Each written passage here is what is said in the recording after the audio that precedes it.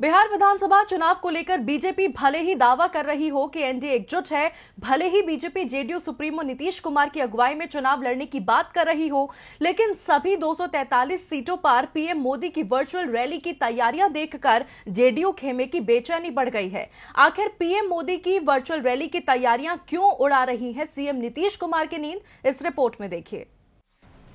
देश में मौजूदा स्वास्थ्य मुसीबत दिन ब दिन विकराल रूप धारण कर रही है, लेकिन मोदी सरकार तो मौजूदा मुसीबत को लेकर कम और बिहार के चुनावों को लेकर ज्यादा तैयारियां करती नजर आ रही है। पहले गृह मंत्री अमित शाह ने बिहार में वर्चुअल रैली की और अब प्रधानमंत्री नरेंद्र मोदी की वर्चुअल रैली की तैयारी तेज हो गई है। इतना ही नहीं, प्रधानमंत्री की सभी 243 सीटों पर वर्चुअल रैली की तैयारियों से नीतीश खेमे में बेचैनी बढ़ गई है। अब भले ही बीजेपी बिहार के विधानसभा चुनाव सीएम नीतीश के नेतृत्व में लड़ने की बात कर रही हो, लेकिन बीजेपी जानती है कि इस बार के विधानसभा चुनाव में उसके लिए अपने जनाधार को मजबूत करने का सुनहरा मौका है।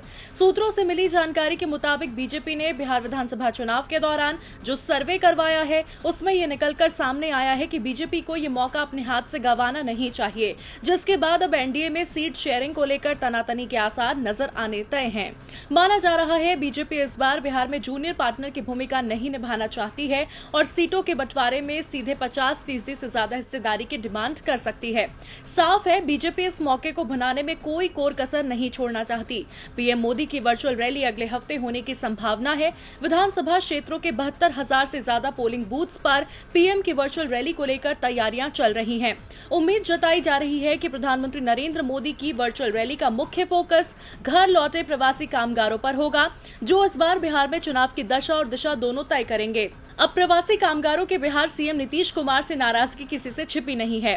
नीतीश कुमार ने भी हर एक को 1500 रुपए का अनुदान देकर नाराजगी दूर करने की कोशिश की, लेकिन बीजेपी के इंटरनल सर्वे से मिली जानकारी के मुताबिक प्रवासी कामगारों की सीएम नीतीश से नाराजगी अभी भी कायम है। ऐसा भी नहीं है कि प्रवासी कामगार केंद्र सरकार से नाराज नहीं है, लेकिन बीजेपी सारा ठीकरा नीतीश कुमार पर फोड़कर अपना पल्ला झाड़ सकती है। देखना दिलचस्प होगा पीएम मोदी की रैली से बिहार चुनाव पर कितना असर पड़ता है। डीबी लाइव की रिपोर्ट।